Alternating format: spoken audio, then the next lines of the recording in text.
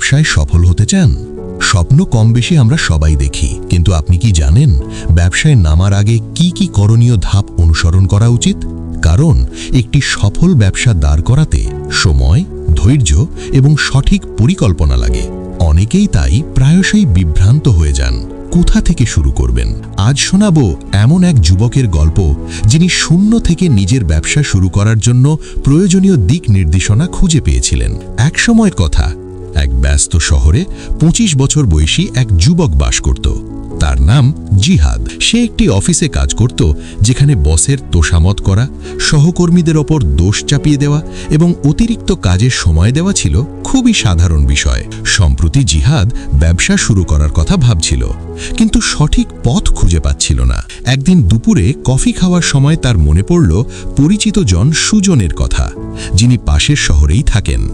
জনাব সুজন ব্যবসা নিয়ে গভীর আগ্রহী ছিলেন। পণ্য এবং সেবামূলক উভয় ধরনের ব্যবসা পরিচালনায় তার অভিজ্ঞতা ছিল, যা জিহাদের জন্য ছিল অনুপ্রেরণাদায়ক। একদিন ছুটির দিনে জনাব সুজনকে ফোনে জানিয়ে জিহাদ মোটরসাইকেলে করে তার সাথে দেখা করতে বেরিয়ে পড়ল। এটি ছিল তার জীবনের একটি পরিবর্তনশীল যাত্রার শুরু। সে শূন্য থেকে ব্যবসা শুরু করার জন্য প্রয়োজনীয় পদক্ষেপগুলি শেখার জন্য দৃঢ় প্রতিজ্ঞ ছিল।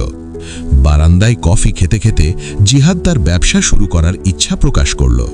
তবে জিহাদ স্বীকার করল যে সে ব্যবসায় ভুলগুলো কিভাবে এড়িয়ে চলতে হয় তা জানে না। নতুনদের জন্য ব্যবসায় ব্যর্থতার হার কতটা বেশি তা জেনে জিহাদ জনাব সুজনের কাছ থেকে সাহায্য চাইল। জনাব সুজন তখন জিহাদকে তার সাথে সমুদ্র সৈকতে যেতে বললেন, যেখানে তিনি একটি নতুন ব্যবসা শুরু করার পরিকল্পনা করছিলেন। এই পদক্ষেপগুলো বাস্তবে দেখানোর মাধ্যমে তিনি জিহাদকে ঝুঁকি কমানো এবং সঠিকভাবে শুরু করার অভিজ্ঞতা দিয়ে সাহায্য করতে চেয়েছিলেন।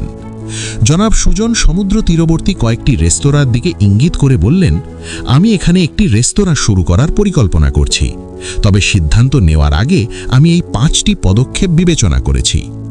পদক্ষেপ 1, ব্যবসার ধরন নির্ধারণ করা। এমন কিছু বেছে নাও যা তোমার পছন্দের, কারণ আগ্রহের অভাবে তুমি অনুপ্রেরণা হারাতে পারো এবং অবশেষে ব্যর্থ হতে পারো।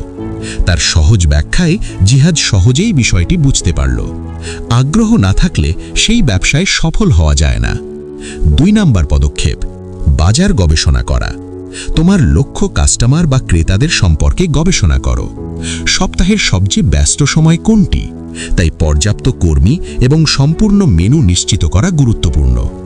অন্যদের দিকে দেখো, কেন কেউ সফল এবং কেন কেউ নয়, যেমন অবস্থান, পরিষ্কার পরিচ্ছন্নতা, স্বাদ এবং গ্রাহক সেবার মতো বিষয় ভূমিকা রাখে।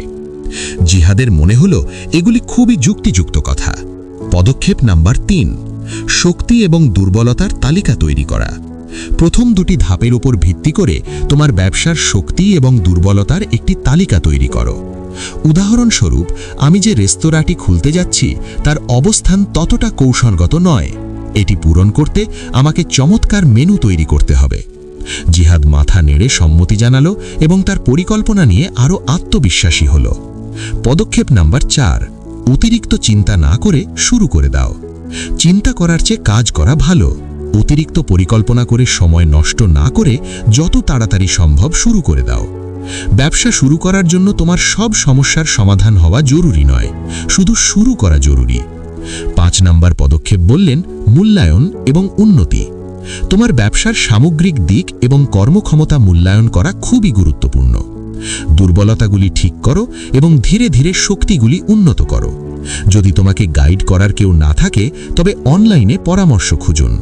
অনেক অভিজ্ঞ মানুষ বিনামূল্যে তাদের জ্ঞান ভাগ করে দেন।